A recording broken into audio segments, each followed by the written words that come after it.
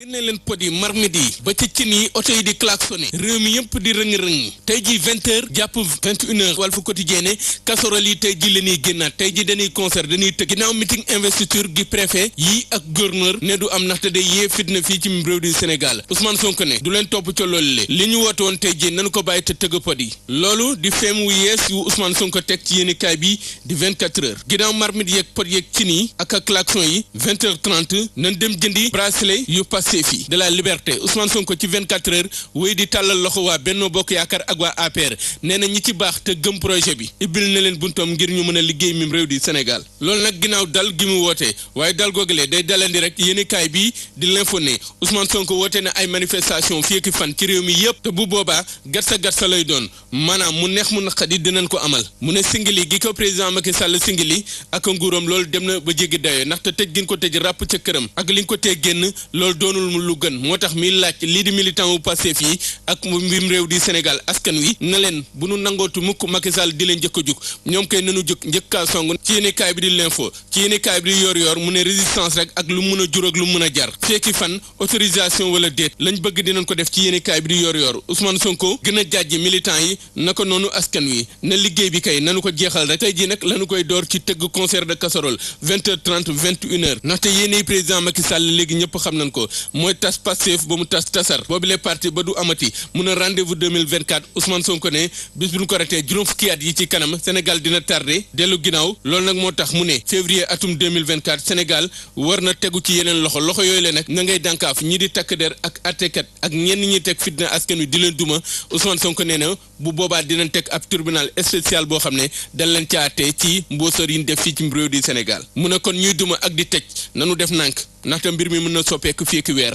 Ousmane Sonko nag wane xar kanam yu bari ci yéenekaay bi di l'Observateur mun a ngànnaay li teg na ko bis ni ki tey waaye dina ko yëkkatiwaat nee na nag li jëm ci concert de casserole yi tey gis ci samedi ji di ay klaxon na ko noonu tëggi pot ak i cin leader bu Pastef ci yéenekaay bi di l'Observateur ma ngay annoncé ay manifestation yoo xam ne fii ak fan lay doon ci département yi nekkee ci réew di Sénégal Ousmane Sonko ne tëj gon ko tëj ca këram la mu ko jural ak la mu ko yàqal bari na ndaxte lu mooy moom ak njabootam doom bi waroon a def bac singli ak fatt gin ko fatt tax na amul bac te loolu lépp teg na ko ci loxoy kii di président Macky Sall moom Macky Sall moom lay yéenekaay bi di Le Quotidien ne li jëm ci candidat bu Benno moom Macky Sall ña ngi ko cay xaar ginnaaw ab tukki goo xam ne da koy amal ci Afrique tukki googule bu Macky ñibbisee la ñuy wax kan lay tànn ngir mu wutu ko ci bopp ko Benno Bokk Yaakaar ak APR ngir mu mën a doon seenu mbër ci atum 2024 Khalifa Sall ak Karim Wade ñaari fan moo tee ñu xam ci ñoom fan la ñuy féete ndaxte loi bi des na ko mën a soppi ci code électoral bi yéenekaay bi di Sud Quotidien ne Khalifa ak Karim ña ngay xaar ngir mën a jotaat seen àq ak seen yelleef ngir mën a doon candidat code électoral bi révision constitutionnelle ak code pénal bi ñetti projet de loi ci Assemblée nationale altine lay doon L'Observateur ne ci lan lañu nar a sukkandiku ci projet de loi yooyu le mooy président saa su ne mën a tas assemblée nationale lu mooy loolu le Khalifa ak Karim Wade mën a jotaat seen àq ak seen i yelleef CREI ñu tas ko créé ab parquet financier fii ci réew di Sénégal élection yooyu la ñu jëm nag yéenekaay bi di laas ne kente gagnant bi ñii la Karim Wade Sonko Aminata Touré Khalifa Ababacar Sall ak Idrissa Seck juróom yi ki nar a jiite réew mi mën na cee bañ a génn ndaxte ñoom ñëpp mat nañ ko ngir mën a jiite mi réew di Sénégal nag du topp Juan Branco tey jii dagg boppam la ñu bëgg loolu la yéenekaay bi di enquête wax yéenekaay bi di l'Observateur ne procureur moom moo topp kii